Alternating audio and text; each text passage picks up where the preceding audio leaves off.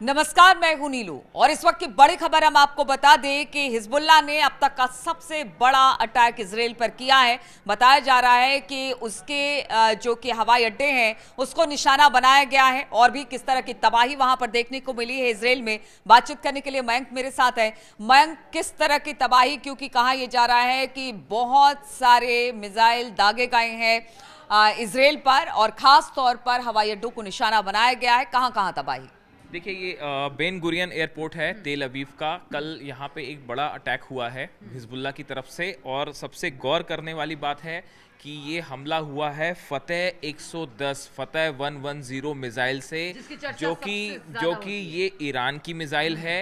ये ईरान की मिसाइल है जिससे हिजबुल्लाह ने अटैक किया है और बताया जा रहा है कि एयरपोर्ट के बेहद करीब जो है ये मिसाइल गिरी है, जिसमें आग लगने की और धमाके की तस्वीरें भी सामने आई हैं।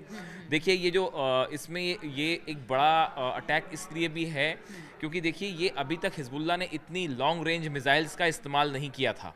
ये पहला मौका है जब हिजबुल्लाह ने ईरान की इस मिसाइल का इस्तेमाल किया है। इसकी रेंज 300 किलोमीटर है और 500 किलोग्राम का ये वॉरहेड जो है वो ले जाने में सक्षम है। इसके साथ ही इसकी रफ्तार 5000 किलोमीटर है, जो कि एक बेहद तेज़ रफ्तार है। शायद ये एक बड़ी वजह रही कि इजराइल का जो डिफेंस सिस्टम है आयरन डोम पूरी तरह से फेल रहा इसे रोकने में।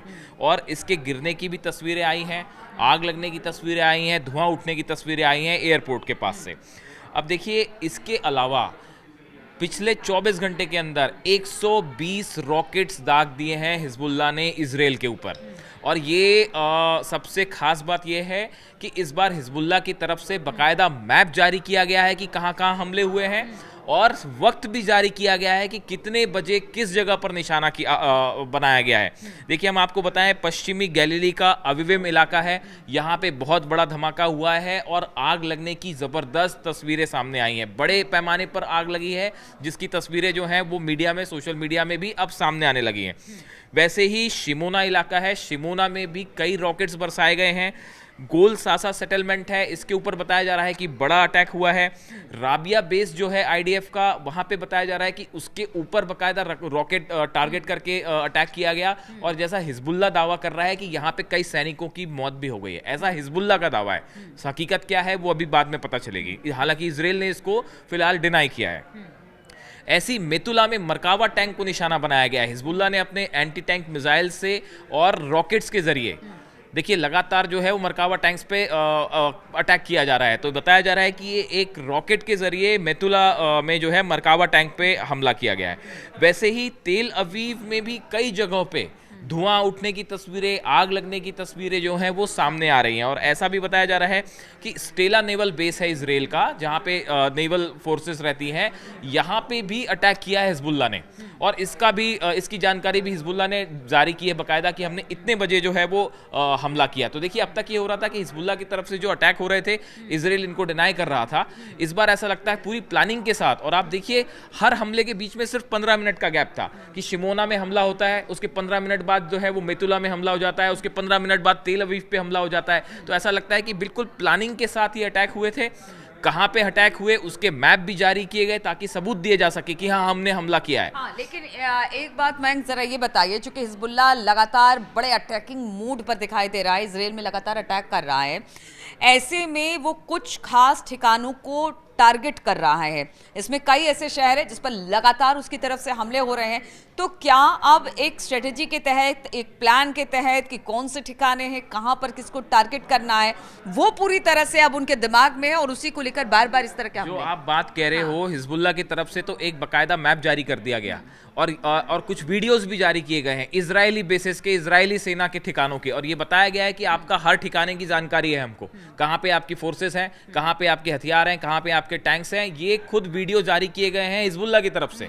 यानी जो बात कही जा रही थी कि हिजबुल्लाह ने रेकी की इजराइल में घुसकर, वो कहीं ना कहीं वो बात जो है वो सच साबित हो रही है। बिल्कुल। और उसके बाद ये जिस लेवल का हमला पिछले 24 घंटे के अंदर हुआ लगातार बीती रात को, एक के बाद एक, ये वाकई बहुत बड़ा अटैक है। और इसके बाद अब इजराइल का क्या कदम होता है इस पे नजर रखने की जरूरत है।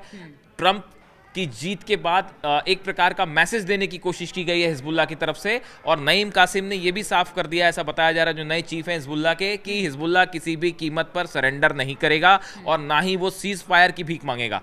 जो एग्जैक्ट वर्ड्स हैं वो मैं बता रहा हूं, तो ना ही वो सीज फायर के लिए राजी होगा। हम एक लंबी लड़ाई लड़ने को तैयार हैं, ऐसा नईम कासिम जो हिजबुल्लाह चीफ है उनका कहना है। यानी अमेरिका या फिर इजराइल अपनी शर्तों पर हमें नहीं झुका सकता, या तो इस तरह के मैसेज देने की बिल्कुल। कोशिश। तो ये हमले से एक बार ये बात फिर साबित हो गई है कि इस पूरे इलाके में एक बार फिर जो है मामला एक बड़े प्रेशर टैक्टिक्स की तरफ और बड़े हमलों की तरफ आगे बढ़ रहा है। बिल्कुल। तो अब मैं एक सवाल का जवाब और दीजिए और उसके बाद फिर इस चर्चा को हम खत्म करेंगे।